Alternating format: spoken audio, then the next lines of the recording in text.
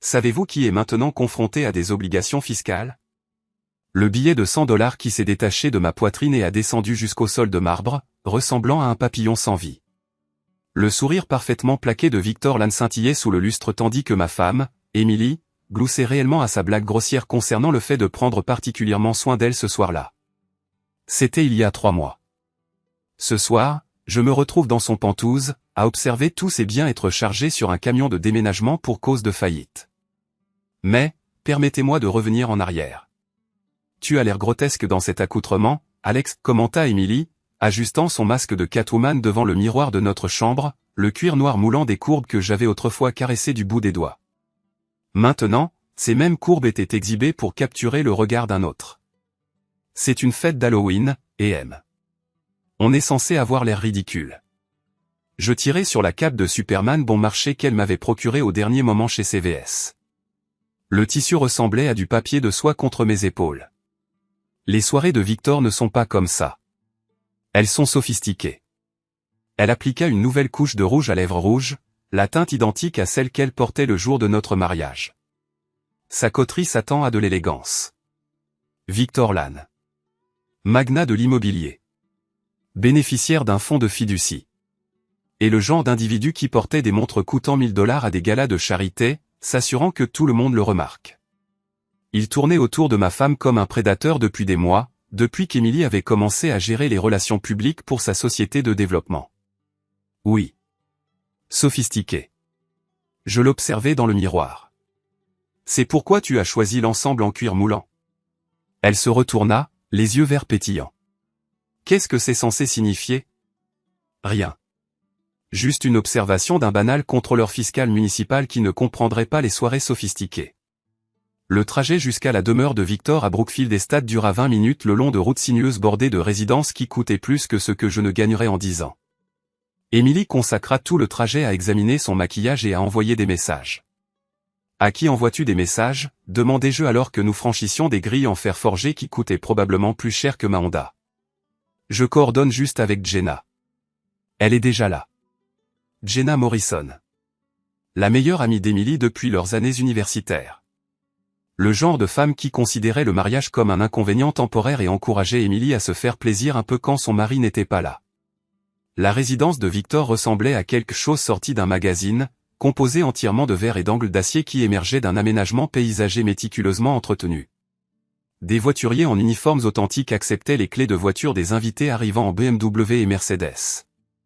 Je remis les clés de ma Honda à un jeune qui semblait gagner plus en pourboire que je n'en gagnais en auditant les petites entreprises de la ville. Alex. Emily. Victor apparut dans le hall d'entrée, portant un costume de Tarzan qui mettait en valeur le travail de son entraîneur personnel. À 39 ans, il possédait le genre de physique artificiellement entretenu qui criait aux abonnements de gym extravagants et aux compléments de testostérone. Si heureux que vous ayez pu assister à notre petite réunion. Petite réunion? Il devait y avoir 60 personnes qui déambulaient dans sa grande salle, qui dépassait la taille de tout mon rez-de-chaussée. Victor, cet endroit est magnifique, la voix d'Emily prit une qualité haletante que je n'avais pas détectée depuis des mois. Je me suis contenté de jeter de l'argent par les fenêtres. Il rit comme si dépenser de l'argent était la chose la plus innée au monde. Alex, qu'est-ce que je peux vous offrir à boire? Nous avons tout ce qu'il y a de mieux. De la bière, ça ira. De la bière? Ses sourcils se levèrent comme si j'avais demandé de l'huile de moteur. Allez, faites-vous plaisir un peu. Que diriez-vous d'un Macallan 25 ans? Il ne coûte que 8 cents $ la bouteille. 800 $ de plus que le paiement mensuel de ma voiture. De la bière, ça ira, répétai-je. Il haussa les épaules et fit signe à un barman en uniforme. De la Heineken pour l'homme qui travaille. Emily, du champagne. J'ai du Dom Pérignon qui va changer votre existence. Pendant que Victor courtisait ma femme, j'examinais l'assemblée. Avocats, promoteurs immobiliers, membres du conseil municipal et leurs épouses parfaitement entretenues. Le genre d'individus qui passaient leurs vacances dans les hantons en été et à Aspen en hiver. Le genre d'individus qui considéraient des gens comme moi, des fonctionnaires avec des diplômes d'université d'État et des costumes de prêt-à-porter, comme si nous étions invisibles. Alex Carter, c'est bien ça? Une femme dans un costume élaboré de Marie-Antoinette apparut à côté de moi. Je suis Patricia Hendricks. Mon mari est au conseil municipal. Je reconnus le nom. Richard Hendricks. Conseiller du district 4. Actuellement sous audit pour des notes de frais douteuses. Enchanté. Victor m'a dit que vous travaillez pour la ville. Ça doit être intéressant. La façon dont elle prononça intéressant laissa entendre qu'elle voulait dire ennuyeux à mourir. Il y a des moments, surtout quand on découvre de la comptabilité créative dans les notes de frais. Son sourire vacilla. Oh, bon, je devrais aller trouver Richard. Elle disparut dans la foule, m'abandonnant seul avec ma bière hors de prix et mon irritation grandissante. De l'autre côté de la pièce, Victor avait sa main sur le bas du dos d'Émilie, la guidant vers un groupe de ses compagnons. Elle rejeta la tête en arrière, riant de quelque chose qu'il avait dit, ses lèvres rouges formant un parfait beau de plaisir. Des nuages à l'horizon. Je me retournai pour découvrir Dave Martinez à mes côtés, vêtu d'un costume de détective. Ce n'était pas vraiment tiré par les cheveux, étant donné qu'il avait été un vrai détective jusqu'à sa retraite l'année précédente. Dave habitait à 3 maisons de la nôtre et était devenu mon ami le plus proche depuis qu'Emily et moi avions emménagé dans le quartier. Je me contente d'observer la faune locale, dis-je. Oui, eh bien, une partie de cette faune tourne autour de votre femme depuis le début de la soirée. Dave fit un signe de tête en direction du groupe de Victor. Ce type a une réputation. Quel genre de réputation? Le genre où les femmes mariées ne le sont soudainement plus. Dave sirota son whisky. Mon pote Mike travaille encore au centre-ville. Il dit que Victor Lan en est à 3 femmes et 2 fois plus d'aventures. Ce type collectionne les femmes comme des trophées. J'observai Victor se pencher pour chuchoter quelque chose à l'oreille d'Emily. Elle rougit et lui toucha le bras. Emily n'est pas stupide. Non, mais elle est malheureuse. Et les types comme Victor peuvent sentir les femmes mariées malheureuses à 1 kilomètre à la ronde. La fête nous entourait dans des vagues de rire et de cliquetis de verre.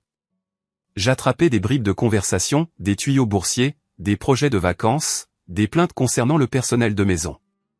Ces individus vivaient dans un monde différent, un monde où l'argent résolvait tous les problèmes et achetait tous les plaisirs. Alex?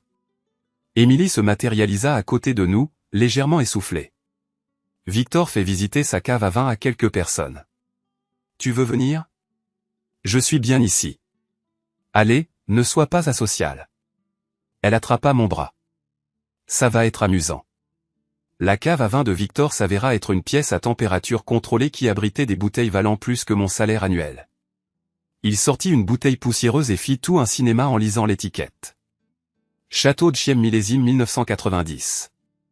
J'ai payé 12 000 $ pour cette beauté aux enchères. 12 000 $ pour du vin? Je fis un calcul rapide. C'était 4 mois de mon salaire net qui résidait entre ses mains manucurées. Victor collectionne les vins rares, déclara Emily, se tenant plus près de lui que nécessaire. N'est-ce pas fascinant? Fascinant, acquiesçai-je. Victor se lança dans une explication détaillée de sa collection pendant que son public poussait des exclamations d'admiration appropriées. Je me retrouvais à étudier l'homme au lieu d'écouter ses paroles. Tout chez lui criait l'argent. Les dents parfaites, le bronzage de salon, la façon dont il se déplaçait dans l'espace comme s'il lui appartenait, ce qui, compte tenu de la taille de sa maison, était probablement le cas. La clé d'une bonne collection, disait Victor, c'est de savoir dans quoi il vaut la peine d'investir et ce qui n'est que de la camelote coûteuse. Prenez les gens, par exemple. Certains ont l'air précieux à première vue, mais quand on les examine vraiment. Ses yeux se posèrent sur moi. Eh bien, disons que tout ce qui brille n'est pas d'or. Quelques personnes gloussèrent. Émilie parut gênée. D'un autre côté, poursuivit Victor, se rapprochant de ma femme, parfois, on trouve de véritables trésors dans des endroits inattendus. Le genre de trésor qui vous fait vous demander comment il a pu se retrouver entre de mauvaises mains. La pièce se tut, à l'exception du bourdonnement de la climatisation de la cave à vin. Le sens des propos de Victor était clair pour toutes les personnes présentes. Je sentis la chaleur monter dans ma poitrine, mais garder un ton neutre. Vous avez raison au sujet du trésor, dis-je. La vraie astuce, c'est de s'assurer qu'on a les moyens de le garder une fois qu'on l'a trouvé. Beaucoup de types s'endettent pour essayer de collectionner des choses qui ne leur appartiennent pas. Généralement, ça finit mal. Le sourire de Victor ne faiblit pas, mais quelque chose de froid scintilla dans ses yeux. Je n'ai jamais eu de mal à m'offrir ce que je voulais. Pas encore. La tension s'étira entre nous comme un fil sur le point de rompre. Finalement, Jenna Morrison brisa le silence avec un rire forcé. Les garçons, c'est une fête, pas une compétition de celui qui pisse le plus loin. Elle saisit le bras d'Emily. Allez, et allons trouver les toilettes. Le groupe se dispersa, laissant Victor et moi seuls au milieu de ces bouteilles de vin à 12 000 $. Vous savez, Alex, dit-il, d'un ton conversationnel, Emily m'a beaucoup parlé de vous. De combien vous travaillez dur, de votre dévouement à votre petit boulot. Petit boulot? Pas d'offense. Je respecte les fonctionnaires. Il faut bien que quelqu'un fasse le boulot ingrat pendant que des gens comme moi créent des emplois et construisent l'économie. Il sélectionna une autre bouteille sur le support. Mais je ne peux m'empêcher de me demander si une femme comme Emily ne se sentirait pas frustrée avec un mode de vie aussi limité. Limité? Allons, regardez autour de vous. Il désigna sa cave à vin, sa maison, sa vie. À quand remonte la dernière fois que vous avez emmené Emily quelque part où il n'était pas nécessaire de vérifier d'abord votre solde bancaire? À quand remonte la dernière fois où tu l'as surprise avec quelque chose qui l'a réellement surprise? Ces questions me touchaient droit au cœur parce que je me les posais moi-même depuis des mois. À quand remonte la dernière fois qu'Emily m'a regardé comme elle regardait Victor? Ce soir, Emily m'a épousé en sachant exactement qui j'étais, ai-je déclaré. Les gens changent. Les envies changent. Les besoins changent. Victor s'est approché et j'ai senti une bouffée d'eau de Cologne coûteuse. La question est, que comptes-tu faire pour la rendre heureuse? Que comptes-tu faire pour voler la femme d'un autre homme? Il a ri, un son semblable à du verre brisé. Voler? Alex, on ne peut pas voler quelque chose qui a envie d'être pris.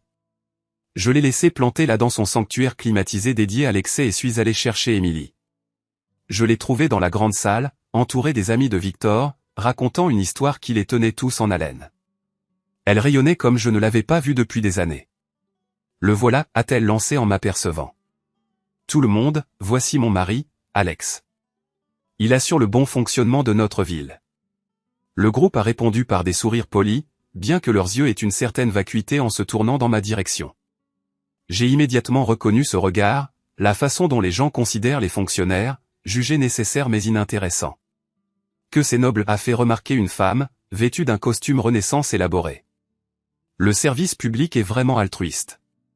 Un autre compliment empoisonné, je semblais en amasser toute une collection ce soir. La fête se poursuivait autour de nous, mais je me sentais de plus en plus comme un observateur plutôt qu'un participant actif. Emily évoluait dans le monde de Victor avec une aisance qui m'étonnait, riant à des blagues obscures et mentionnant avec désinvolture des restaurants dont je n'avais jamais entendu parler. Quand était-elle devenue si experte à naviguer dans cette foule si facilement? Vers minuit sonnant, Victor a attiré l'attention de tout le monde. Il a gravi son escalier en marbre, une flûte de champagne levée, ressemblant à un monarque inspectant son propre royaume privé. Amis, a-t-il annoncé, avant que la nuit ne s'achève trop tard, je souhaite vous exprimer ma gratitude à tous d'avoir assisté à notre petite réunion d'Halloween. Des applaudissements ont résonné parmi les invités rassemblés. Comme vous le savez, je crois fermement qu'il faut embrasser la vie pleinement, saisir ce que l'on désire et savourer les fruits de son labeur. Son regard a balayé la foule, s'arrêtant momentanément sur Emily avant de se porter sur moi. Certaines personnes se contentent de vie de médiocrité, de plaisir banal. Cependant, les individus extraordinaires. Il a levé son verre vers Emily, méritent des expériences extraordinaires. Une nouvelle vague d'applaudissements a suivi. Emily a rougi, baissant les yeux sur son champagne. Alors, à l'acceptation des opportunités, a poursuivi Victor, à la poursuite de ce qui nous apporte le bonheur. Et à la perdition de quiconque tente d'entraver notre progression. Il a vidé son verre d'une seule gorgée, incitant la foule à applaudir et à imiter son action. Les yeux d'Emily ont croisé les miens à travers la pièce et, pendant un bref instant, j'ai détecté une lueur de quelque chose qui ressemblait à de la culpabilité. Ou peut-être était-ce simplement un effet de lumière. La fête a progressivement commencé à s'apaiser après le discours de Victor, mais Emily n'a montré aucune envie de partir. Elle était retournée dans le cercle intime de Victor, absorbée dans une conversation avec Jenna et deux autres femmes que je ne connaissais pas, prêtes à partir, ai-je demandé, apparaissant à ses côtés. Déjà? Il est encore tôt. Elle a jeté un coup d'œil à son téléphone. Il n'est que 1h30 du matin. J'ai du travail demain. Bien sûr, tu as du travail. Les mots sont sortis avec une pointe plus acérée que je ne l'avais prévu. Tu ne peux pas simuler une maladie pour une fois? Vivre un peu? Certains d'entre nous ont des responsabilités, tandis que d'autres savent comment s'amuser. Elle a reporté son attention sur sa conversation, me renvoyant efficacement. Je suis resté là un moment, me sentant comme un enfant réprimandé, avant de me retirer. J'ai trouvé Dave sur la terrasse arrière de Victor, fumant un cigare tout en contemplant les jardins méticuleusement aménagés. Problème, a-t-il demandé. Émilie souhaite rester. Je souhaite partir. Alors pars sans elle, a haussé les épaules Dave. C'est une femme adulte. Elle peut appeler un taxi. J'y ai réfléchi, mais l'idée d'abandonner ma femme à la fête de Victor Lan me semblait être un abandon, l'aveu que je ne pouvais pas rivaliser avec son aisance, son charisme et sa cave à vin climatisée. Je vais attendre. Cependant, alors que les minutes se sont étirées en 1 heure complète, j'ai commencé à me demander si Émilie avait oublié jusqu'à mon existence. Elle parcourait la résidence de Victor comme si elle y était une habituée, échangeant des baisers aériens avec des personnes dont elle n'avait appris les noms que dans l'espace d'une seule soirée. Victor lui-même avait disparu, probablement en train de faire le compte de ses conquêtes. Finalement, vers 3 heures du matin, les derniers invités ont commencé à s'éclipser. Émilie m'a trouvé dans le bureau de Victor, où je passais le temps à examiner sa collection d'éditions originales de livres sur le commerce. Prêt? Demanda-t-elle. Je suis prêt depuis 2 heures. Ne sois pas mélodramatique. Je faisais du réseautage, c'est essentiel pour ma carrière. Nous nous sommes dirigés vers le foyer en silence. Victor est apparu comme par magie au moment où nous atteignions la porte, ayant troqué son costume de Tarzan pour un pyjama de soie et une robe de chambre en cachemire dont le prix dépassait probablement le montant de mon versement hypothécaire mensuel. Déjà le départ, demanda-t-il, bien que son regard restât uniquement fixé sur Émilie. Alex doit travailler demain, répondit Émilie, confuse. Bien sûr, il le doit. La ville a de la chance d'avoir un employé aussi dévoué. Le sourire de Victor était purement affiché. Émilie, nous devrions reprendre notre discussion concernant le projet Riverside. Un déjeuner cette semaine, peut-être? J'en serais ravi. Ils échangèrent leur numéro de téléphone pendant que je restais là, comme un simple meuble. Puis, Victor posa un geste qui cristallisa tous les sentiments que j'avais nourris tout au long de la soirée. Il plongea la main dans la poche de sa robe de chambre, sortit son portefeuille et en retira un billet de $100 tout neuf. Il me le tendit. Pour l'essence, dit-il. Je suis conscient que les salaires municipaux ne laissent pas beaucoup de marge pour les extras. Un silence profond s'abattit sur le foyer. Le visage d'Émilie pâlit visiblement. Même le voiturier cessa ses mouvements. Je n'ai pas besoin de votre argent, déclarai-je calmement. Allons, ne soyez pas fiers. $100, c'est insignifiant pour moi, mais je parie que ça a de l'importance pour vous. Il pressa le billet contre ma poitrine. De plus, je souhaite m'assurer qu'Émilie rentre chez elle en toute sécurité. Considérez cela comme un paiement pour service rendu. Paiement pour service rendu. Comme si j'étais son employé, comme si Émilie était une marchandise que j'avais été engagé pour transporter. Le billet tomba à terre, sur le sol en marbre, entre nous deux. Gardez votre argent, dis-je. Le sourire de Victor s'élargit. Comme vous voudrez, Émilie. Appelez-moi concernant ce déjeuner. Le trajet du retour se déroula dans un silence glacial. Émilie regardait par la fenêtre pendant que je repassais en boucle les humiliations de la soirée dans mon esprit. Les remarques condescendantes, les regards apitoyés, le billet de $100 frappant ma poitrine comme un coup physique. Il était ivre, dit finalement Émilie au moment où nous nous garions dans notre allée. Vraiment? Le geste de l'argent était déplacé. Je vais lui parler. Tu vas le faire? Elle se tourna vers moi, et dans la faible lumière émanant de notre Porsche, je discernais quelque chose que je n'avais jamais vu auparavant dans ses yeux. Pas de la culpabilité, pas de la colère, mais de la déception. Qu'est-ce que tu veux que je dise, Alex? Que je regrette que Victor possède des richesses alors que tu n'en as pas. Que je regrette qu'il sache s'amuser alors que tu ne sais pas. Que je regrette qu'il me traite comme si je valais plus qu'un versement hypothécaire et un compte courant commun. Les mots frappèrent avec plus de force que le billet de $100 de Victor. C'est vraiment ce que tu crois?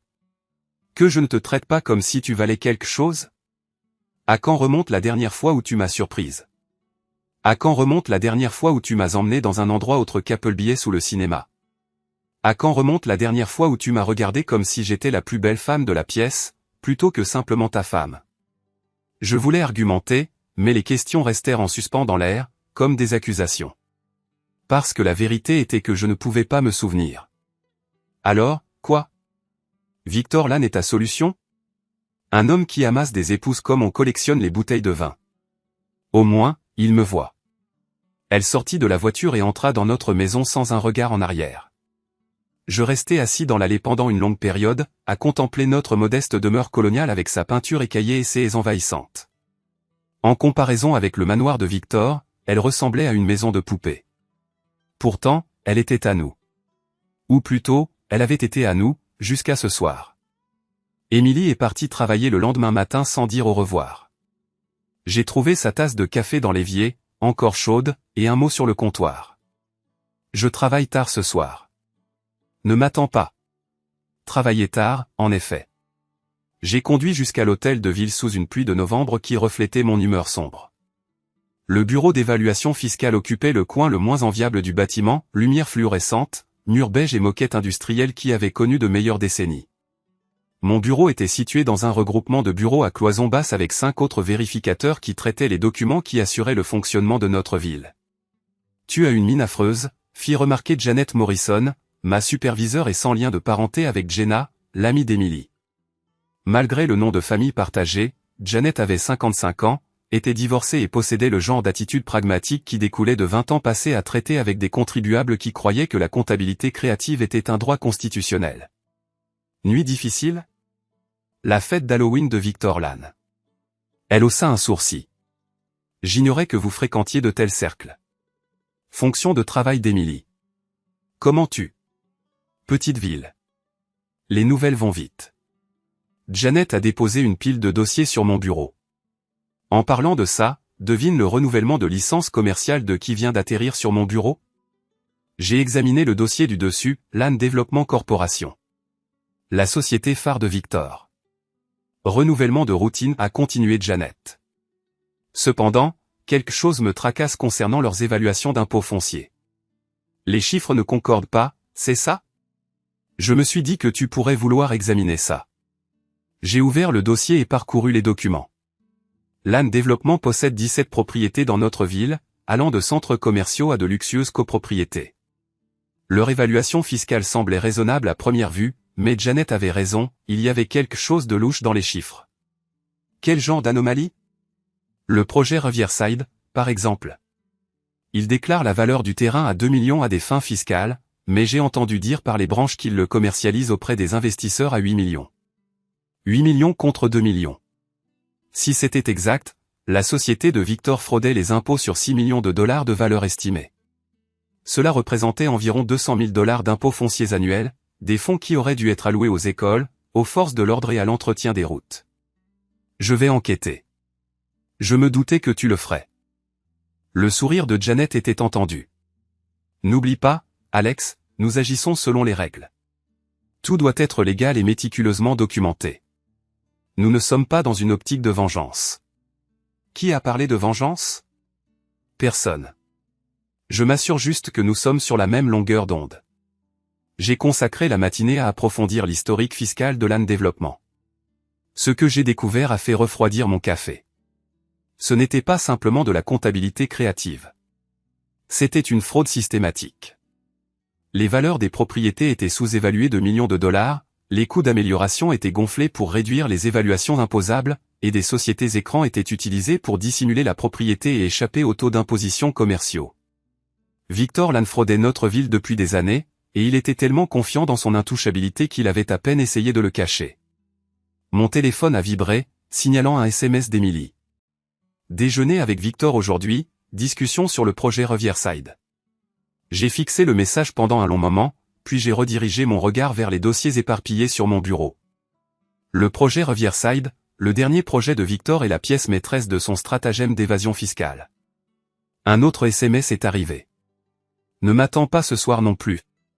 Dîner d'équipe après la réunion. Dîner d'équipe. J'étais marié à Emily depuis 6 ans. Je savais quand elle mentait. Le reste de la journée a défilé lentement pendant que je documentais méticuleusement les transgressions financières de Victor. Chaque évaluation frauduleuse était maintenant perçue comme une offense personnelle. Il ne s'agissait pas seulement d'évasion fiscale, il s'agissait d'un homme qui croyait que les règles étaient en dessous de lui, quelqu'un qui se sentait autorisé à prendre tout ce qu'il désirait, que ce soit le revenu des impôts ou la femme d'un autre.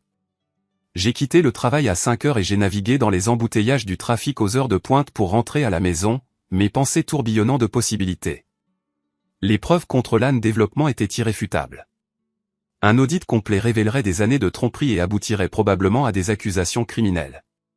L'empire de Victor Lan était érigé sur des sables mouvants, et je possédais l'instrument pour initier son effondrement. Cependant, tirer parti de ma position pour une vengeance personnelle compromettrait mon emploi et pourrait potentiellement m'impliquer dans des complications juridiques. Les paroles d'avertissement de Janet résonnaient dans mon esprit. Tout légal, tout méticuleusement documenté. Mon téléphone a sonné alors que j'entrais dans l'allée. Dave Martinez, une bière, a-t-il demandé sans préambule. Émilie travaille tard. Je sais. Je l'ai vue au Chaiselron il y a 20 minutes. Elle n'était pas seule. Chaiselron, le restaurant le plus somptueux de la ville, où les entrées commençaient à $50 et la carte des vins ressemblait au stock de la cave de Victor. Tu veux cette bière, a réitéré Dave. Ouais, je veux cette bière. Le Murphy's Tavern occupait un centre commercial niché entre un pressing et un cabinet de préparation fiscale, le bar ouvrier par excellence où la bière était servie en bouteille, pas en verre, et le cocktail le plus élaboré était du whisky Coca. Dave était déjà présent à mon arrivée, occupant notre cabine habituelle à l'arrière. Journée difficile, a-t-il demandé alors que je m'asseyais en face de lui. Qui se détériore d'heure en heure. La serveuse m'a apporté une Budweiser sans que j'aie besoin de commander, j'avais fréquenté Murphy's suffisamment pour avoir établi une commande régulière. Tu veux en parler? J'ai raconté les documents fiscaux, la fraude systématique et le déjeuner d'Émilie qui s'était transformé en dîner. Dave a écouté attentivement sans interruption, hochant ou secouant parfois la tête. Alors, qu'est-ce que tu vas faire, a-t-il demandé à ma conclusion. À propos des impôts. De mon travail? Suivre les preuves, tout documenter méticuleusement et le soumettre au procureur de district. Et Émilie? Cette question s'avéra plus ardue. Je ne sais pas.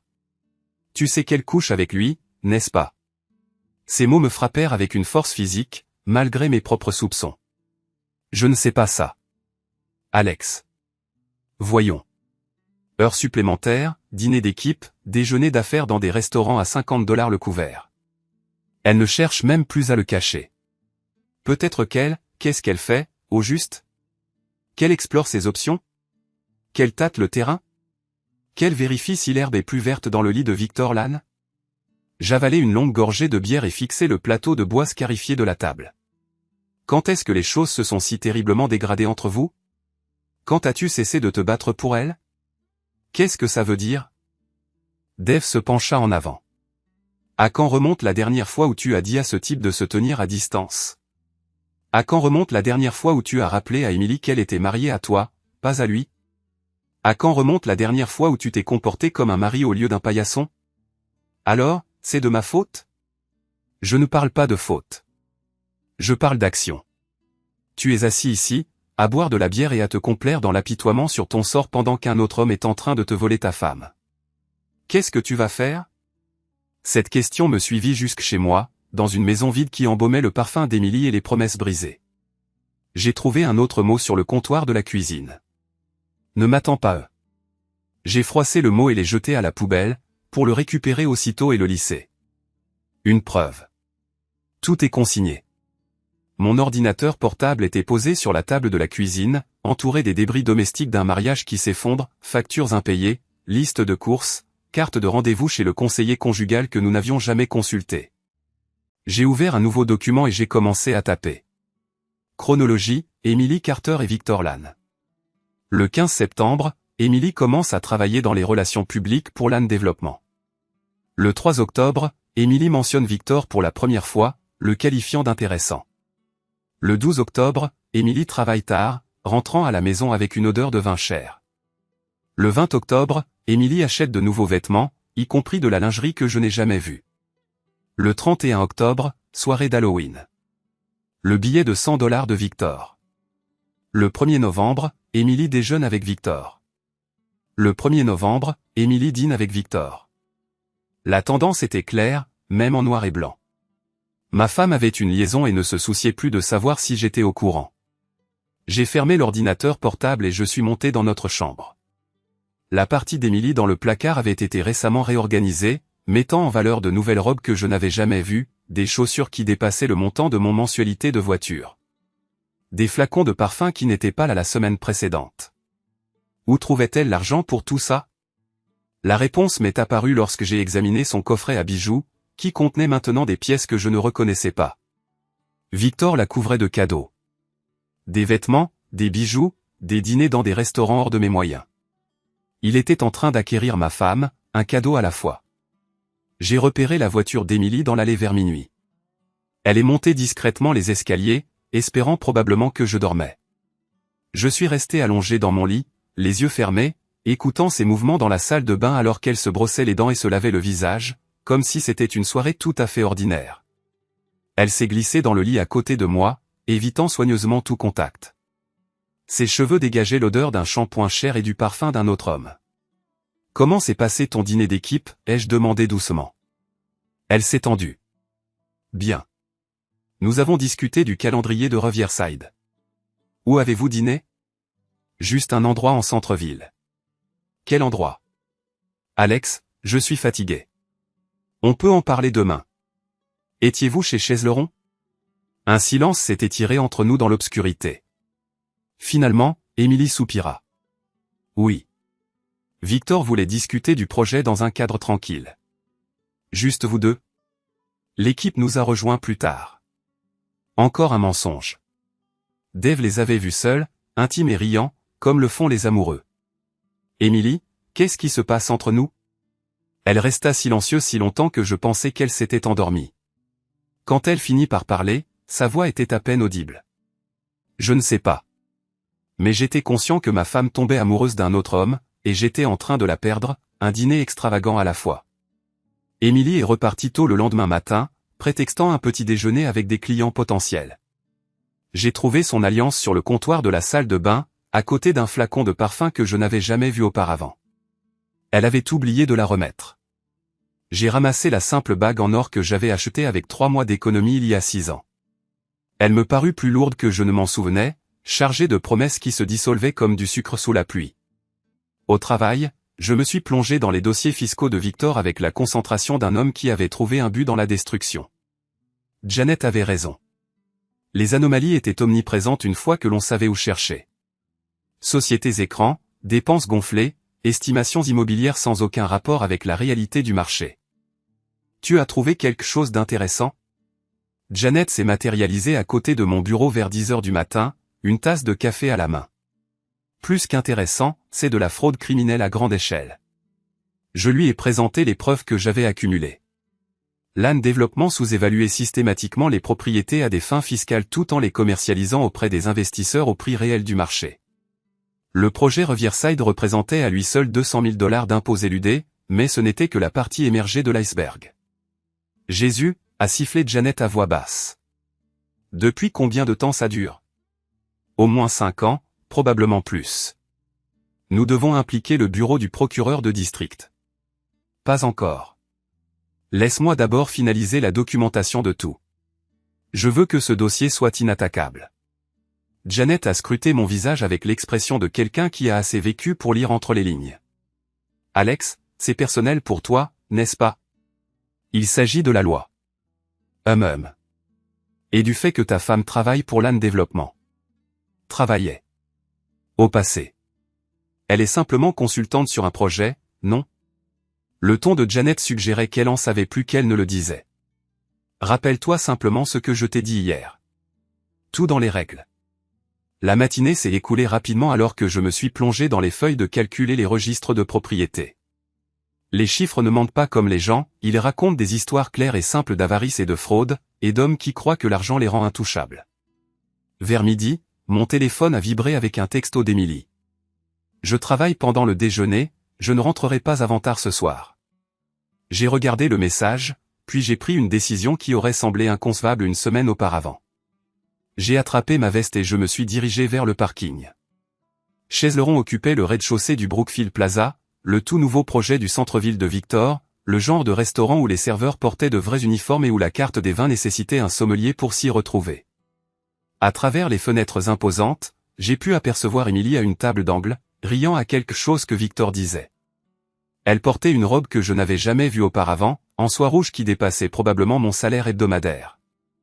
Ses cheveux étaient également différents, coiffés d'une manière qui respirait un salon de luxe. Même de l'autre côté de la rue, elle semblait être une personne différente, ou peut-être qu'elle semblait être la personne qu'elle avait toujours aspiré à être. Je me suis assis dans ma Honda et j'ai regardé ma femme tomber amoureuse d'un autre homme autour d'un déjeuner qui dépassait notre budget mensuel d'épicerie. Victor s'est penché sur la table pour toucher sa main, et elle n'a pas reculé quand il a fait signe pour l'addition. Elle a ramassé son sac à main avec l'aisance d'une personne qui avait déjà fait ça. Ils ont quitté le restaurant ensemble, la main de Victor reposant sur le bas du dos d'Émilie dans un geste qui témoignait de leur intimité et de son emprise. Ils se sont dirigés vers sa Bentley, le même véhicule dont ils s'étaient vantés à la fête d'Halloween, et sont partis ensemble. Je les ai suivis. Je n'avais jamais suivi personne auparavant, mais les films m'avaient appris les bases, maintenir la distance, éviter d'être détecté et essayer de supprimer les pensées concernant ce que l'on pourrait découvrir. La Bentley m'a guidé à travers la circulation du centre-ville, au-delà du quartier des affaires, dans le quartier résidentiel où la demeure de Victor trônait parmi ses pairs entretenus avec soin. Ils ont disparu à travers ces grilles pendant que je me garais de l'autre côté de la rue, me sentant comme un harceleur et un idiot. Qu'est-ce que j'avais l'intention de faire? Sonner à la porte et demander si ma femme était disponible pour une conversation? Mon téléphone a sonné. Dave Martinez, où es-tu? A-t-il demandé. Je suis en train de suivre ma femme. Jésus, Alex. Où ça? À la maison de Victor Lann. Sors de là tout de suite. J'ai besoin de savoir. Tu sais déjà. Rentrer à la maison et les découvrir au lit n'amplifierait pas la vérité, cela ne ferait qu'intensifier la douleur. Il avait raison.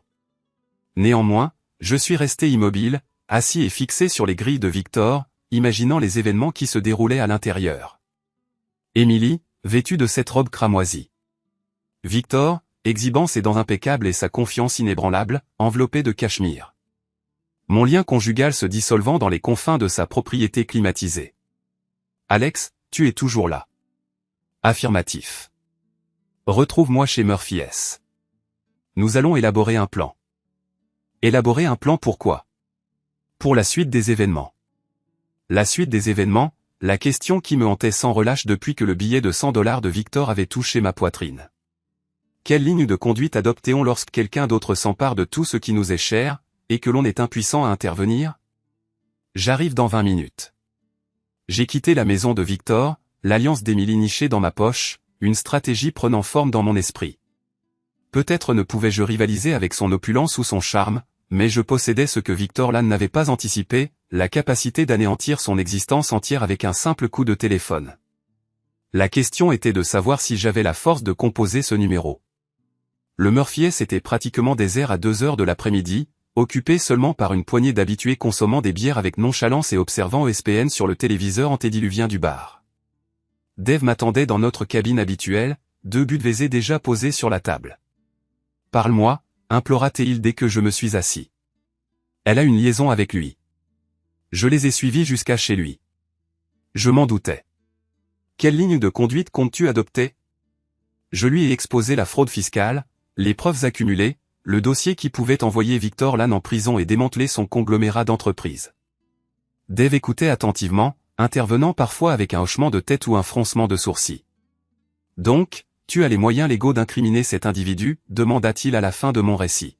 « Oui, mais utiliser ta position pour poursuivre l'amant de ta femme te semble franchir une limite éthique. » Dave se renversa dans la banquette. « Permets-moi de te poser une question. Si Victor Lann n'avait pas de liaison avec ta femme, le poursuivrais-tu quand même pour fraude fiscale? Incontestablement. Alors, qu'est-ce qui t'en empêche? Tu ne fabriques pas de preuves, tu ne places pas de substance illicite dans sa voiture. Tu ne fais qu'accomplir ton devoir. Mon devoir, répétai-je, avec une extrême partialité. Et alors? Cet individu est un criminel. Il fraude la ville depuis des années. Le fait qu'il soit en train de te voler ta femme signifie simplement que le karma finit par le rattraper. Je pris une longue gorgée et méditai sur les affirmations de Dave. Il avait raison sur le plan juridique. Les transgressions de Victor étaient réelles, indépendamment de mes motivations personnelles. Cependant, le poursuivre en justice risquerait aussi de compromettre la carrière d'Émilie et de dissoudre notre mariage de manière irrévocable. Et si Émilie se retrouve mêlée au conflit? Alex, ton mariage est déjà mort. Émilie a pris cette décision quand elle a commencé sa petite aventure avec Victor Lannes. La seule question qui reste est de savoir si tu vas les laisser tous les deux s'en tirer à bon compte. Elle reste ma femme. Vraiment? À quand remonte la dernière fois qu'elle s'est comportée comme telle? La question planait lourdement entre nous, comme de la fumée. À quand remontait la dernière fois qu'Émilie avait agi comme ma femme? Quand avait-elle cessé de porter son alliance? Quand avait-elle commencé à mentir sur ses allées et venues du soir? J'ai besoin de preuves supplémentaires, déclarai-je finalement. Quel type de preuves? Celles qui rendent le dossier inattaquable. La fraude fiscale est une chose, mais j'ai besoin de quelque chose de plus conséquent, quelque chose qui envoie Victor derrière les barreaux pendant des années plutôt que des mois. Dave esquissa un sourire sinistre. Maintenant, tu penses comme un agent des forces de l'ordre. Nous avons consacré l'heure suivante à élaborer une stratégie pour mon enquête comme s'il s'agissait d'une opération militaire.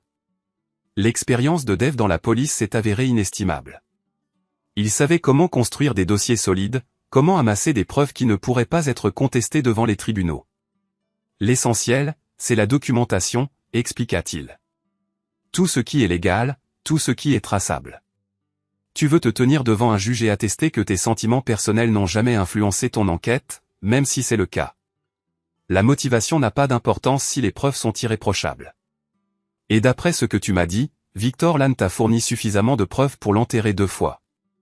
Quand j'ai quitté le Murphy S, j'avais un plan. Il n'était ni esthétique ni bienveillant, mais il était légal et exhaustif. Victor Lannes avait bâti son empire sur la fraude et l'hubris. J'avais l'intention d'utiliser les deux contre lui. Je suis rentré chez moi dans une maison vide et j'ai trouvé le dernier mot d'Émilie. Je travaille très tard ce soir. Ne m'attends pas, travailler très tard, dans le lit de Victor, probablement, pendant que je restais seul dans notre cuisine, à orchestrer la chute de son amant. J'ai allumé mon ordinateur portable et j'ai commencé à taper. Une demande officielle d'audit complet de Lannes Développement Corporation. Tout ce qui est légal, tout ce qui est documenté, tout ce qui est conçu pour dépouiller Victor Lannes de son argent, de sa liberté et de sa capacité à voler les femmes des autres. La nuit s'annonçait longue. La demande d'audit a atterri sur le bureau de Janet dès le lundi matin. J'avais consacré le week-end à peaufiner ma documentation, à vérifier les enregistrements de propriété et à construire un dossier capable de résister à toute contestation judiciaire. Émilie avait passé le week-end à rendre visite à sa sœur à Portland. Sa sœur, qui résidait à Seattle et n'avait pas communiqué avec Émilie depuis 2 ans. C'est fouillé, fit remarquer Janet en parcourant mon rapport. Presque obsessionnellement fouillé. Je tenais à être certain. Alex, je dois vous poser une question et j'exige une réponse franche. Cette enquête est-elle compromise par votre relation personnelle avec le sujet? Ma relation personnelle? Ne feignez pas l'ignorance. La moitié de la ville sait que votre femme est employée par Victor Lannes. L'autre moitié sait qu'elle entretient une liaison avec lui. Ces mots résonnèrent avec la force d'une gifle. Si Janet était au courant, tout le monde était au courant. Mon mariage n'avait pas seulement échoué, il avait échoué publiquement, me transformant en cet homme que l'on plaignait à l'épicerie et que l'on évitait au barbecue du voisinage. Les preuves parlent d'elles-mêmes, affirmai-je. Ce n'est pas la question que je vous ai posée. Non, l'enquête n'est pas compromise. Victor Lannes est un criminel. J'accomplis mon devoir. Janet scruta mon visage un long moment, puis approuva l'autorisation d'audit. Très bien, mais cela se déroule strictement selon le protocole, Alex. La moindre insinuation que vous utilisez les ressources de la ville pour une vengeance personnelle, et je l'arrêterai moi-même. Entendu. L'appareil d'audit entra en fonction avec une efficacité bureaucratique. Des assignations furent émises pour les registres financiers de Lannes Développement. Des évaluations immobilières furent programmées pour être réévaluées. Le bureau du procureur de district fut informé de potentielles violations criminelles. Victor Lannes était sur le point de découvrir que frauder la ville entraînait des répercussions, quels que soient ses moyens financiers ou la femme qu'il séduisait. Mon téléphone émit une notification vibrante avec un message d'Émilie. Tu travailles tard encore? Ne m'attends pas. Le même message qu'elle m'envoyait depuis 2 semaines. Je commençais à me demander si elle ne l'avait pas programmé comme raccourci dans son téléphone. Un autre message apparut 5 minutes plus tard. Il faut qu'on parle. Quand je rentre, il faut qu'on parle. Les 4 mots que tout homme marié apprend à redouter, généralement prononcés juste avant que son monde ne s'écroule. Je consacrais la journée à me plonger dans les registres financiers, traçant la structure labyrinthique que Victor avait construite pour dissimuler ses transgressions, des sociétés écrans imbriquées les unes dans les autres, des transferts de propriété conçus pour tromper les évaluateurs, des coûts d'amélioration gonflés à des proportions astronomiques. C'était élégant dans sa complexité et accablant dans son intention évidente. À 5 heures, j'avais amassé suffisamment de preuves pour inculper Victor pour évasion fiscale, fraude et complot. À 6 heures, j'avais déterré des preuves de pots de vin versés à des inspecteurs municipaux qui avaient approuvé des permis de construire douteux. À 7 heures, j'avais découvert un système de blanchiment d'argent impliquant 3 banques et une entreprise de construction aux îles Caïmans. Victor Lann n'était pas seulement un fraudeur fiscal, il dirigeait une entreprise criminelle qui s'étendait à tous les échelons du gouvernement municipal. J'étais tellement absorbé par les preuves que je n'ai pas remarqué l'arrivée d'Émilie avant qu'elle ne s'éclaircisse la gorge derrière moi. « Tu travailles tard ?» demanda-t-elle. Je pivotais pour la découvrir debout dans l'embrasure de la cuisine, toujours vêtue de son manteau. Elle semblait fatiguée d'une manière qui n'était pas liée au travail. Projet de recherche. Quel genre de recherche ? Je fermais mon ordinateur portable. Tu as dit qu'il fallait qu'on parle. Émilie prit place en face de moi à notre table de cuisine, la même table où nous avions partagé des petits déjeuners pendant 6 ans, où nous avions planifié des vacances et discuté des factures et pris la myriade de petites décisions qui lient un mariage. Alex, je crois que nous reconnaissons tous les deux que ce n'est plus viable. Ça ? Notre mariage, nous, ce que nous feignons d'être depuis quelques mois. Je m'attendais à cette conversation, mais entendre ces mots, c'était encore comme faire un pas dans le vide. Qu'est-ce que tu suggères ? Je suggère que nous devrions peut-être envisager une séparation, un peu de temps séparé, pour déterminer ce que nous désirons vraiment. Ce que tu désires vraiment, tu veux dire. Le visage d'Émilie devint rouge. C'est injuste. Vraiment ? Tu as une liaison depuis 2 mois, Émilie. N'essaie pas de présenter ça comme une thérapie de couple. Je n'ai pas de liaison. Le mensonge flottait entre nous comme une charogne. Je plongeai la main dans ma poche et en sortis son alliance, la posant sur la table entre nous. Tu as laissé ça sur le comptoir de la salle de bain hier, et avant-hier, et mardi dernier. Émilie fixa l'anneau sans le toucher. J'ai oublié de le remettre. Vraiment ? Ou as-tu oublié de l'enlever quand tu rentres du lit de Victor ? Alex, je t'ai suivi jeudi dernier, je t'ai vu déjeuner avec lui chez Chesleron, puis aller ensemble à sa résidence. Un déjeuner qui s'est transformé en une réunion de 3 heures l'après-midi. Le visage d'Émilie pâlit. Tu m'as suivi. Ma femme me mentait. Je voulais savoir pourquoi. Alors, vous avez engagé un détective privé, vous m'avez fait suivre comme si j'étais une sorte de criminel. Je n'ai engagé personne. J'étais assise dans ma voiture, en face de la maison de Victor, et j'ai observé comment tu trahissais notre mariage. Ces mots restèrent suspendus dans l'air entre nous. Émilie baissa les yeux vers ses mains, et je discernais des larmes menaçant de perler au coin de ses paupières. Je n'avais pas l'intention que ça arrive, dit-elle à voix basse. Mais c'est arrivé ? Oui. Depuis combien de temps ? Est-ce que ça a de l'importance ? Ça a de l'importance pour moi. Émilie essuya ses yeux du revers de la main. 6 semaines, peut-être 7. 7 semaines. Alors que je planifiais méticuleusement notre dîner d'anniversaire et que j'explorais diverses destinations de vacances potentielles, ma femme succombait à l'attrait de l'affection d'un autre homme. Es-tu amoureuse de lui ? C'était la question que je redoutais de poser, la réponse que j'avais peur de recevoir. Je ne sais pas. Peut-être. Oui. Chaque syllabe retentit comme une claque palpable. Je le savais, bien sûr, j'étais conscient de cela depuis la fête d'Halloween, peut-être même avant. Cependant, entendre la confirmation d'Émilie transformait tout en une réalité tangible, surpassant l'impact de la simple surveillance et des preuves circonstancielles. « Qu'est-ce que tu veux de moi ?» demandai-je. « Je veux que tu me libères. » Juste comme ça ? Après 6 ans de mariage, elle voulait que je la libère simplement parce qu'elle avait trouvé quelqu'un avec des poches plus profondes ? Ce n'est pas une question d'argent. Où l'était-ce ?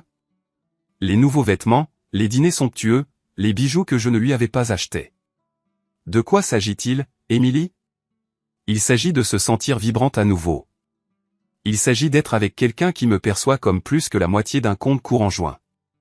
Je n'ai jamais. À quand remonte la dernière fois que tu m'as surprise, Alex? À quand remonte la dernière fois que tu m'as regardé comme si j'étais la femme la plus captivante de la pièce? À quand remonte la dernière fois que tu m'as fait sentir que je valais la peine de se battre? Les mêmes questions qu'elle avait posées après la soirée d'Halloween. Cependant, elles résonnaient avec une piqûre plus vive maintenant, car je n'avais toujours pas de réponse satisfaisante. Alors, tu as trouvé quelqu'un qui se battrait pour toi. J'ai trouvé quelqu'un qui me désirait. Qui me désirait vraiment. Pas seulement en tant qu'épouse ou compagne ou quelqu'un pour partager le fardeau du prêt immobilier. Et maintenant, tu veux divorcer. Je veux une séparation. D'abord, une période pour mettre les choses au clair. Mettre quoi au clair? Tu viens de confesser que tu es amoureuse de lui. Émilie se leva et se dirigea vers la fenêtre, son regard fixé sur notre modeste jardin, avec son jardin fané et sa clôture usée. Je veux être juste envers nous deux. Être juste aurait impliqué de me parler avant de commencer à coucher avec Victor Lann. Tu as raison. J'ai mal géré ça. Mais Alex, nous nous éloignons progressivement l'un de l'autre depuis des années. Tu as dû le sentir aussi. Je l'avais en effet senti. L'éloignement croissant, la routine monotone, la manière dont nous avions cessé de vraiment nous voir. Cependant, j'avais supposé que c'était banal, un phénomène naturel dans tous les mariages une fois que l'engouement initial s'estompait. Alors, que se passe-t-il maintenant, demandai-je. Je vais habiter chez Jenna pendant un certain temps. Accordons-nous un peu d'espace. Et Victor? Que advient-il de lui? Tu vas emménager avec lui? Jouer à la maison dans son manoir pendant que tu mets les choses au clair? Émilie se retourna pour me faire face. Ça ne te concerne plus. Ça me concerne jusqu'à ce que nous soyons divorcés. Alex, s'il te plaît, n'aggrave pas la situation. Cependant, elle était déjà à son point le plus douloureux. Ma femme m'abandonnait pour un homme qui m'avait humilié avec un billet de $100, et elle s'attendait à ce que je facilite son départ. J'aurais besoin de temps pour trouver un avocat, déclarai-je. Bien sûr. Je n'essaie pas d'accélérer les choses. Et ton travail? Ta mission de conseil auprès de Lann Développement? Une lueur d'émotion traversa le visage d'Émilie. Quoi mon travail? Je me demandais juste comment tu allais gérer le conflit d'intérêts inhérent au fait de sortir avec ton client. Victor et moi allons régler ça. Victor et moi. Elle les envisageait déjà comme une unité, un partenariat dont j'étais totalement exclu. Émilie monta les escaliers pour faire ses valises pendant que je restais assis à la table de la cuisine, fixant son alliance. 6 ans de mariage réduit à un cercle d'or qu'elle avait négligé de porter. Elle réapparut 20 minutes plus tard, portant 2 valises et une housse à vêtements. Je récupérerai le reste de mes affaires plus tard, déclara-t-elle. Quand? Quand tu seras absent. Je pense que ce serait plus facile pour nous deux. Elle se dirigea vers la porte d'entrée, puis se retourna. Alex, je n'ai vraiment pas voulu que ça se passe comme ça. Mais tu es contente que ce soit arrivé. Je suis contente de me rappeler ce que ça fait d'être désirée. La porte se referma derrière elle avec un léger clic qui résonna comme la conclusion de tout ce que je croyais que ma vie était destinée à être. Je suis resté seul dans notre cuisine jusqu'à bien après minuit, fixant l'alliance d'Émilie et complotant la chute de Victor Lann avec la précision méthodique d'un homme qui n'avait plus rien à perdre. Les assignations à comparaître ont déferlé sur Lann Développement un mardi matin, telle une tempête financière. L'équipe juridique de Victor s'était forcée de les annuler, invoquant des mauvais traitements et un abus de pouvoir, mais Janet avait mené ses recherches avec diligence. Chaque requête était juridiquement inattaquable, chaque exigence étayée par un motif raisonnable. Je n'étais pas censé participer à la signification des documents. Conflit d'intérêts, avait stipulé Janet, mais je me suis assuré d'être présent dans le hall de l'immeuble de bureau de Victor, en centre-ville, lorsque les huissiers se sont matérialisés. Victor a émergé dans son espace de réception 20 minutes plus tard, accompagné de 2 avocats en costume à $1000. Il m'a paru plus petit que dans mon souvenir, son bronzage semblant artificiel sous l'éclairage fluorescent impitoyable. C'est un mauvais traitement, a-t-il proclamé à l'avocat principal, sa voix amplifiée pour que tout le monde l'entende. Cet auditeur de la ville nourrit une vendetta personnelle contre moi. L'avocat, un homme mince aux cheveux argentés et au regard las, a secoué la tête. Les assignations sont valides, monsieur Lane. Nous serons contraints de nous y conformer. À cause de ma relation avec sa femme. Parce que vous faites l'objet d'une enquête pour fraude fiscale. Le regard de Victor a balayé le hall jusqu'à ce qu'il me rencontre près des ascenseurs. Son expression est passée de la colère à ce qui aurait pu être de l'amusement. Alex, quelle surprise. Tu es venu assister au spectacle? Je me suis approché de lui et de son entourage juridique. Il se trouve que j'étais dans l'immeuble. Bien sûr que vous l'étiez. Le sourire de Victor dévoilait toutes ses dents et sa malice. Ce qui est drôle avec les coïncidences, c'est qu'elles ont tendance à se produire plus fréquemment quand quelqu'un cherche à se venger. Il ne s'agit pas de vengeance. Il s'agit d'évasion fiscale. Vraiment? Ou est-ce qu'il s'agit d'Emily? Le nom a flotté entre nous comme un défi. Les avocats de Victor se sont agités, comprenant probablement que la conversation prenait une direction susceptible de compromettre le dossier de leur client. Monsieur Lane, a interrompu l'avocat aux cheveux argentés d'une voix douce. Peut-être devrions-nous en discuter en privé. Non, je crois qu'Alex et moi nous comprenons parfaitement. Victor s'est approché, sa voix descendant à un murmure audible seulement pour moi. Vous pouvez auditer ma société, geler mes actifs, même m'incarcérer, mais Emily sera toujours dans mon lit quand ce sera fini.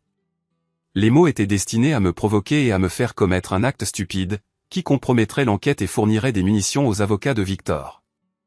J'ai souri et parlé assez fort pour que tout le monde dans le hall puisse entendre.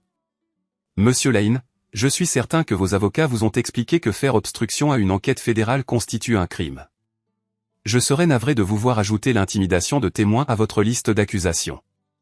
Le visage de Victor est devenu rouge écarlate, mais ses avocats l'escortaient déjà vers les ascenseurs. L'avocat aux cheveux argentés m'a jeté un regard qui était à la fois une excuse et un avertissement. Passez une bonne journée, monsieur Carter, a-t-il dit. Je les ai regardés disparaître dans l'ascenseur, puis je suis sorti du bâtiment, où Dave Martinez m'attendait dans sa camionnette. Comment ça s'est passé, a-t-il demandé alors que je m'installais sur le siège passager. Il est ébranlé. Il a proféré des menaces, mais rien que ses avocats ne puissent minimiser. Quel genre de menaces? Le genre qui me donne envie d'accélérer cette enquête. Dave s'est engagé dans la circulation, en direction de la taverne de Murphy pour notre séance de débriefing habituelle. Nous nous y réunissions quotidiennement depuis le départ d'Emily, élaborant des stratégies pour mes prochaines démarches, comme des généraux préparant une bataille. Des nouvelles d'Emily, a demandé Dave. Elle a récupéré d'autres vêtements hier pendant que j'étais au travail. Elle a laissé sa clé sur le comptoir de la cuisine. Froid, efficace. Elle passe à autre chose. Et vous? La question que j'évitais depuis 2 semaines.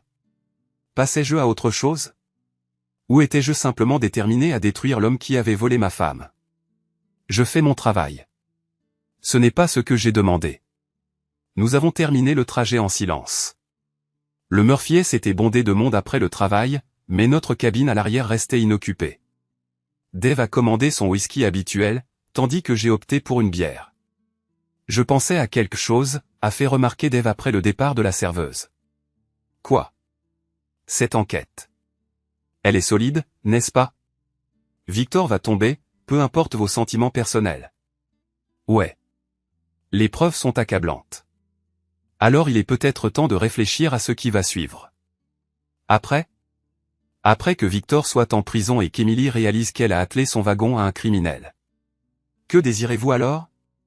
J'avais été tellement obsédé par le démantèlement de Victor que j'avais à peine réfléchi à la suite. Que désirais-je? Que Emily revienne? La vengeance? L'achèvement? Un nouveau départ? Je ne sais pas. Parce qu'elle pourrait revenir. Vous savez, quand les actifs de Victor seront gelés et qu'il fera face à des accusations fédérales, Emily se souviendra peut-être pourquoi elle vous a épousé en premier lieu. L'idée m'avait traversé l'esprit, généralement tard dans la nuit, quand j'étais seul dans notre maison désolée. Emily reviendrait-elle si Victor n'était plus une option viable? Est-ce que je le voulais? Tu la reprendrais, demanda Dave. Je ne sais pas. Ce n'est pas une réponse. C'est la seule réponse que j'ai. Mon téléphone vibra avec un SMS. Emily, on peut parler? C'est important. J'ai montré le message à Dave. Il a haussé un sourcil. Parle du diable. À ton avis, qu'est-ce qu'elle veut? Elle a probablement entendu parler des citations à comparaître. Tu vas la voir? Je suis resté à fixer le message pendant un long moment. 2 semaines auparavant, j'aurais tout abandonné pour parler avec Émilie. Maintenant, la perspective de la voir me donnait l'impression de gratter une blessure qui commençait enfin à cicatriser. Oui, je vais la voir. Tu veux du renfort? Je pense pouvoir gérer mon ex-femme. Elle n'est pas encore ton ex-femme. Légalement, c'est toujours ta femme. Ça vaut peut-être la peine de s'en souvenir. J'ai répondu à Émilie par SMS. Chez moi. Dans 1 heure. Sa réponse fut immédiate. Merci. J'ai fini ma bière et je suis rentré chez moi pour affronter ce qu'Émilie voulait discuter. Quelque chose me disait que ça n'allait pas être une conversation agréable. La voiture d'Émilie était déjà dans l'allée à mon arrivée. Elle était assise derrière le volant, engagée dans une conversation téléphonique avec les gestes animés qui indiquaient qu'elle était contrariée par quelque chose. Elle a mis fin à l'appel quand elle m'a vu et est sortie du véhicule. Elle semblait différente. Fatiguée, peut-être, ou stressée. L'éclat qu'elle avait possédé pendant sa liaison avec Victor semblait avoir diminué, laissant derrière elle la femme que j'avais épousée 6 ans auparavant. « Merci de me voir, dit-elle en nous dirigeant vers la porte d'entrée. De quoi s'agit-il, Émilie? Pourrions-nous entrer d'abord? J'ai ouvert la porte et je l'ai fait entrer dans notre salon. Elle s'est assise précairement sur le bord du canapé, prête à s'enfuir à tout moment. Victor a été arrêté, déclara-t-elle sans préambule. Je sais. Tu sais? Comment? Tu. Ces mots s'éteignirent, la compréhension se faisant jour sur son visage. L'enquête. C'est toi, n'est-ce pas? C'est mon travail. Ton travail? Alex, ils disent qu'il a détourné des millions de dollars. Ils parlent de prison fédérale. Il a volé des millions de dollars. À la ville, aux investisseurs, aux contribuables qui lui ont fait confiance pour faire respecter la loi. Émilie se leva et commença à faire les 100 pas, exhibant l'énergie nerveuse dont je me souvenais de nos débuts, quand elle était anxieuse à propos de son emploi, de ses finances ou de l'avenir. Il s'agit de vengeance, n'est-ce pas? Tu es en train de le ruiner à cause de moi. Je l'enquête parce que c'est un criminel. Le fait qu'il se trouve aussi être l'homme pour qui tu m'as abandonné n'est qu'une coïncidence. Je ne crois pas ça. Je me fiche de ce que tu crois. Les preuves parlent d'elles-mêmes. Émilie cessa de faire les 100 pas et se tourna pour m'affronter. Alex, je sais que tu es en colère. Je sais que je t'ai blessé. Mais ce n'est pas la bonne façon d'y remédier. Quelle serait la bonne approche, Émilie? Lui permettre de continuer à voler pendant qu'il couche avec ma femme. Je ne suis plus ta femme. Pas vraiment. Légalement, tu le es. Jusqu'à ce que notre divorce soit finalisé, tu restes Madame Alex Carter. Les mots sortirent plus durement que je ne l'avais prévu, mais le tressaillement d'Émilie indiqua qu'ils avaient atteint leur cible. Je suis venu ici pour te supplier d'arrêter, déclara-t-elle doucement. Arrêter quoi? L'enquête. Les accusations.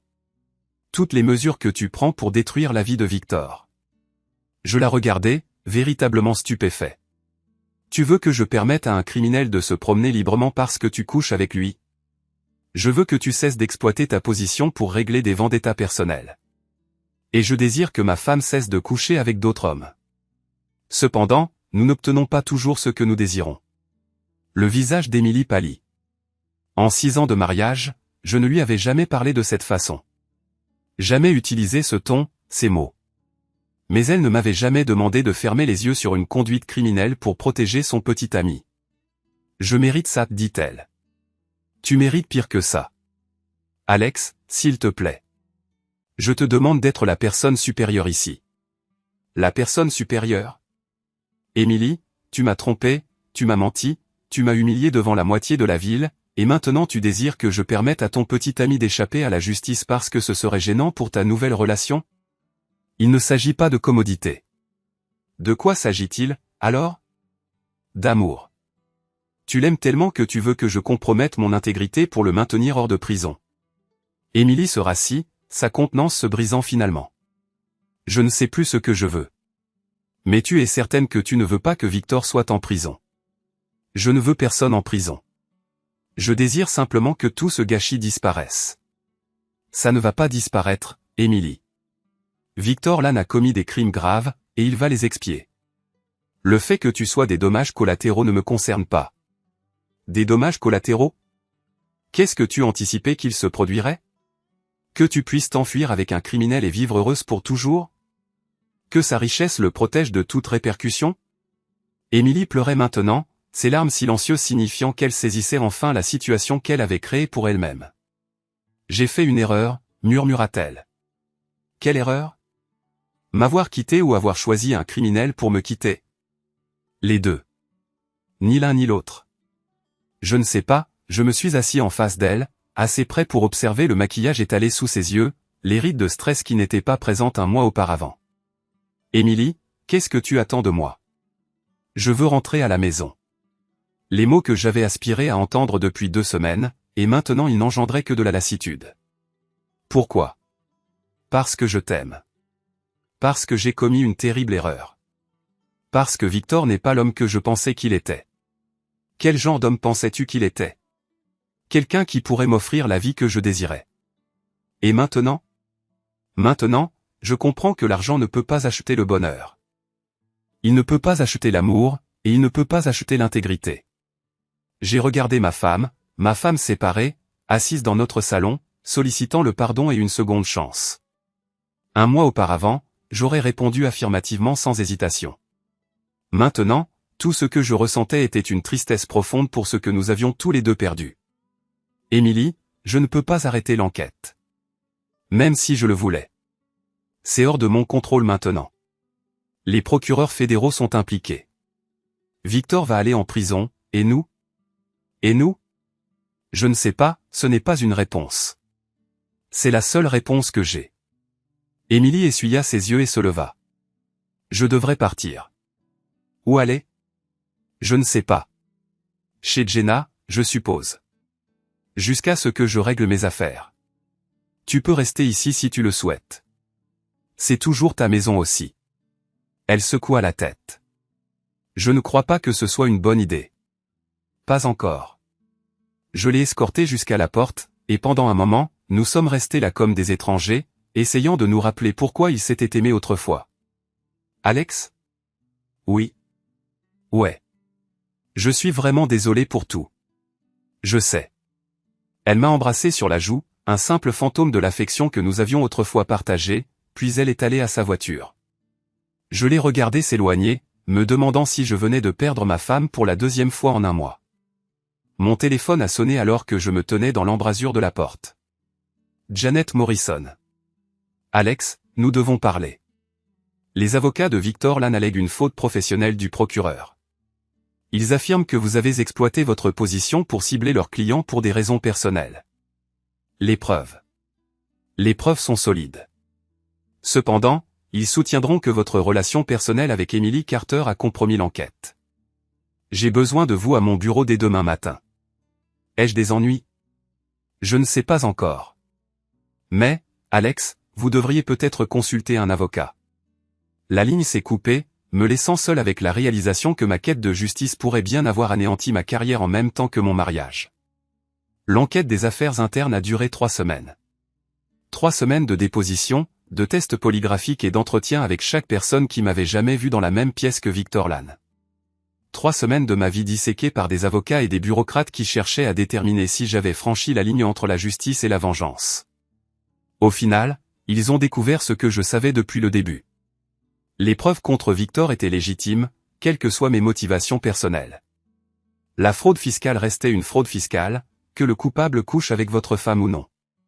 Victor Lannes a été condamné à 8 ans de prison fédérale et à une amende de 14 millions de dollars en restitution. Lannes Development Corporation a été dissoute, ses actifs saisis pour rembourser les impôts et pénalités impayés.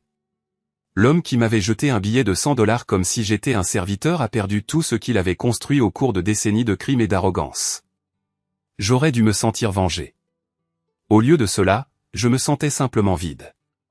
Émilie a demandé le divorce le lendemain de la condamnation de Victor. Elle a déménagé dans sa ville natale dans l'Ohio, acceptant un poste dans une petite entreprise de relations publiques qui gérait des clients agricoles et la publicité des foires de comté. La femme qui avait rêvé de champagne et de vêtements de créateurs rédigeait des communiqués de presse sur les expositions de bétail et les festivals de maïs. Nous avons parlé une fois après la finalisation du divorce, un bref appel téléphonique qui englobait les détails pratiques de notre séparation. Elle sonnait différemment. Diminuée en quelque sorte, comme si l'expérience l'avait amoindrie d'une manière qui transcendait l'argent et le statut. « Es-tu heureux » a-t-elle demandé vers la fin de notre conversation. « L'es-tu » j'ai demandé en premier. J'ai examiné ma maison vide avec ses pièces résonnantes et son courrier non ouvert. J'y travaille. Ce n'est pas une réponse. C'est la seule réponse que j'ai. Elle a ri, un son dépourvu d'humour. Tu dis toujours ça. Certaines questions n'ont pas de réponse simple. Alex. Ouais. Je t'ai vraiment aimé. Je veux que tu le saches. Je sais. Mais ce n'était pas suffisant, n'est-ce pas? Non. Ce n'était pas suffisant. L'appel s'est terminé avec les politesses d'usage que l'on adresse à des inconnus. 6 ans de mariage réduit à une brève conversation concernant qui garderait la porcelaine de mariage. Dave Martinez m'a retrouvé au Murphy's Tavern ce soir-là, assis seul dans notre cabine habituelle avec une bière que je n'avais pas touchée. J'ai eu des nouvelles d'Emily, dit-il en s'asseyant en face de moi. Oui. Comment tu te sens? Comme si j'avais gagné une guerre que je ne souhaitais pas mener. Victor est en prison. Emily est hors de ta vie. N'est-ce pas ce que tu désirais? J'ai réfléchi à la question, faisant rouler la bouteille de bière froide entre mes paumes. Je désirais que ma femme m'aime plus qu'elle n'aimait son argent. Je désirais compter pour quelqu'un. Et maintenant? Maintenant, je comprends que certaines choses ne peuvent être redressées avec des preuves et des citations à comparaître. Dave resta silencieux un instant, scrutant mon visage avec l'expression de quelqu'un qui avait été témoin d'une misère humaine excessive pendant ses années de service en tant que policier. Tu sais quel est ton problème, Alex? Quoi? Tu crois que cette histoire concerne Emily ou Victor? Mais ce n'est pas le cas. De quoi s'agit-il alors? Elle te concerne. Ce que tu aspires à être quand tout ce que tu pensais savoir sur ta vie s'avère erroné. Quel genre d'homme suis-je? C'est ce que tu dois déterminer. J'ai quitté le Murphy's cette nuit-là et j'ai traversé notre petite ville en voiture, devant les complexes immobiliers que Victor avait érigés avec de l'argent volé, devant les restaurants où il avait courtisé ma femme avec du champagne que je ne pouvais pas me permettre. La preuve matérielle de ces crimes était omniprésente, mais l'homme lui-même était absent, confiné dans une prison fédérale où sa richesse et son charme ne pouvaient pas le protéger. Justice avait été rendue, mais cela semblait moins satisfaisant que je ne l'avais anticipé. Je me suis garé dans mon allée et suis resté assis dans la voiture pendant un long moment, contemplant la maison qu'Emily et moi avions achetée ensemble lorsque nous croyions encore à l'éternité. Elle avait besoin de peinture, de nouvelles gouttières et d'une douzaine d'autres réparations que j'avais reportées, mais elle était à moi maintenant, sans charge, et peut-être que c'était suffisant. Mon téléphone a vibré avec un SMS d'un numéro que je ne reconnaissais pas. Monsieur Carter, ici Sarah Mitchell du bureau du procureur. Nous aimerions discuter d'une opportunité d'emploi avec vous. Êtes-vous disponible pour parler? Une opportunité d'emploi? Peut-être. Enquêter sur Victor Lan avait débloqué des portes que je n'avais pas anticipées. Peut-être y avait-il une vie après la vengeance, après tout. J'ai répondu par SMS, oui, je suis disponible. En marchant vers ma porte d'entrée, j'ai réfléchi à la question de Dave. Quel genre d'homme aspirais-je à être? J'avais consacré des mois à incarner l'archétype d'un homme qui anéantit ses adversaires, pour finalement perdre sa femme dans le processus. Peut-être le moment était-il venu de s'efforcer de devenir le genre d'homme qui construit plutôt que de démolir. La maison dégageait une ambiance différente lorsque je traversais ses pièces, elle n'était pas désolée, mais plutôt tranquille. Sereine. Semblable à un sanctuaire où l'on pouvait recommencer à zéro, à condition d'avoir la force de le tenter. J'ai allumé mon ordinateur portable et j'ai commencé à rédiger une lettre adressée à la sœur d'Emily à Seattle, celle avec qui elle n'avait pas communiqué depuis 2 ans. Quelqu'un devrait tendre la main, pensais-je. Quelqu'un devrait s'efforcer de réparer ce qui restait réparable. Ce n'était pas substantiel, mais cela constituait un début. Dehors, des flocons de neige commençaient à tomber sur la ville. Victor Lan avait tenté de voler, dissimulant ses transgressions et ma rétribution sous la promesse immaculée et d'albâtre de l'hiver. Le printemps finirait par arriver, et avec lui, la perspective de semer quelque chose de nouveau au milieu des vestiges de nos pertes collectives. J'ai terminé la lettre et exécuté la commande envoyée, puis j'ai désactivé l'ordinateur portable et suis monté à l'étage dans ma chambre. Demain apporterait de nouvelles affaires, de nouveaux procès et de nouvelles occasions de choisir entre l'équité et la vengeance. Cependant, ce soir, pour la première fois depuis des mois, j'ai envisagé la possibilité que le sommeil puisse être accessible. Le billet de $100 restait caché dans le tiroir de mon bureau, compressé entre les feuillets d'un tome, servant de marque-page délimitant le point où mon ancienne existence s'était achevée. Je l'ai récupéré et l'ai examiné une dernière fois, me souvenant de la personne qui me l'avait jeté comme si j'étais insignifiant. Comme si je ne possédais aucune importance. Il s'était trompé dans cette évaluation. J'avais effectivement de l'importance. Non pas en vertu de ce que j'avais détruit, mais en vertu de ce que je pourrais encore construire. J'ai déchiré le billet et l'ai jeté dans la poubelle. Certains objets ne méritaient pas d'être conservés, même en tant que souvenir. Les festivités étaient terminées. Il était temps de rentrer à la maison. Sådan en tanke. Okay, og så skal du tage sadlen af den. Udopstegn, gør en gutter, der er en raffle i gang. Imens du er inde på den. Hvad? Imens du er inde på den, så E. Så Okay, hvor blev det der fisk af? Nu er jeg inde i den. Så. Luk nu. Okay. So what? Nå, Okay, sådan der, sådan der. Godt. okay, så får jeg bare ikke svar på det. Husk at lukke det. Mods, tilføj lige den her kat til listen. Okay, så er det basetid. Og med mods mener jeg Freja. Og vi skal lige have fyldt det her jordhul her. Har vi en masse Jamen, jeg pæne har sten? Okay, men Freja har ikke så, eller hvad? Furnace. Hvordan er det, vi laver de der ekstra pæne sten? Det ved jeg satme mig ikke. I skal smelte sten, og så skal I lave den til stone brick. Ja, det er præcis Stonebreak. Hvordan gør man det? 4 sten i en hjørne. Og så tilføjer grå og Det er hvid. meget dårligt forklaret. Beige, brun, grå Jeg slash skal nok hvid. gøre det, jeg skal nok gøre det. Jeg fylder den nederste kiste her op med dem. Og så den her. Okay, Men jeg den har her, den er stone også bricks. beige. Jeg forstår det ikke, mand. Hvad for en af dem, siger du? Nederste, store nederste. Ah. De der fucking greedy katte hele tiden. Jeg får stress af, at de skal have 10 fucking fisk. Okay, vi får faktisk ret meget af det her. Ah, men Hvordan altså, får man hestene til at parre sig? giv dem, det ved jeg ikke engang faktisk. Vi har ikke brug for flere end 3 heste lige nu. Brun, Det grå, skal vi hvid, ikke stemme sidste brød. Skal du bestemme det? Tak, Nana. Okay. Så må Halmballer. Smilla jo komme sig ind og skaffe sin egen hest. Jeg har ingen idé, Nana. Jeg ved ikke engang, hvad det betyder, tror jeg. Halmballer. Jeg tror, jeg har hørt min mor Har vi bruge det ikke ord også før, taget men det er også det. Ja, jeg står der. Ja, Okay. Efter jeg brokkede mig rigeligt, så men Guldgulerod. Smilla står der stadigvæk. Smilla står hun stadigvæk. skal da også, Nu hun skal da også google. stå her. Jeg gør Måske vi det. ikke have rigtig trapper på den her trappe, så det ikke er så Jo. nederen at gå op ad. Jo, jo. Hop, hop, hop, hop, hop, hop. Brød Jeg betyder finder skidt. halmballer. Tak, for vi skal Cecilie. kraftedeme- Thank you. Gå 2 sekunder på Savannah Stream for at se, om googler en by i Danmark til geogas, og alligevel gætter forkert med 70 kilometer.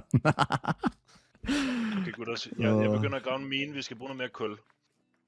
Det er grumt, altså det er det sgu. Hvad var det? Nummer 21, der er nu. Og jeg laver lige de der trapper først. Hvad var det, jeg sagde? Nå ja. Men jeg har ikke noget wood. Nej, var det ikke det over i tårnet? Jo, men jeg har taget alt sammen. Nej. Okay, det er voldsomt, når man tænker på. Det er fordi da vi tilføjede en tredje kat. Tror jeg i hvert fald. Jeg siger lige. Hvorfor er det, man får bone meal af de her fisk? Det forstår jeg altså ikke helt. Hvorfor er der en ghast her? Den er friendly, mate. Okay. Okay. Den giver mig et jumpscare hver gang, den der. Fuck, jeg kunne bare høre den der lyd. Jeg skulle Ja, der er der ikke sidder mere. flexer sig med sine dumme vinger, altså. Trætstyk. Fordi jeg knogler nok. Jo, men der er jo ikke nogen andre dyr, der dropper bone meal. Jeg er ikke nogen andre dyr, der knogler. Nå, nej, okay. De er bare blæksprutter. Var du lige nede for at have en træ, eller hvad? KS. Det er Ja. selvfølgelig rigtigt. Ja, tak. Var der mere træ? Nej, Godt. Hvor blev den der grimme kat af nu? Hvad er det her? Som om der er KS, de ikke alle sammen er grimme. Hvad er det her? Ej, det er lidt irriterende, at den hopper sådan der. Den bor her. Nikohus. Niks pille. Ja. Det er Okay. Nikos hus. Hyggehyt. Altså, niks pille, og så går du bare ind. Hvad fuck er det her? Ja, det er, ja. Men må godt Altså, gå ind jeg og kigge bare først. Vil du Det er sødt, han hyggehyt? lige har stillet en blomst. Ja, der er mere end en, der tror Ej, jeg. når jeg dør! Hvorfor dør jeg? Nu blev den her kat af. Ej, jeg dør også! Der er sgu der er to dromedaries lige her. Det er Åh, bare en der er mange katte. fælte der. Jeg skal have ham her. Ham her har vi ikke. Tak. Kan I beskrive ham der? Jeg ved ikke, hvordan han ser ud. Ja, der er halmballer herovre. Noget Måske. semi-Garfield. Og det er det, du leder efter. Og så var der en mere. Jeg kan godt lave en farm. Har vi haft ham her? Halvballerfarm. Ja, gør det, for så kan vi fandme få parret heste. Og få lavet noget brød, som er det vigtigste. Nej. Hov,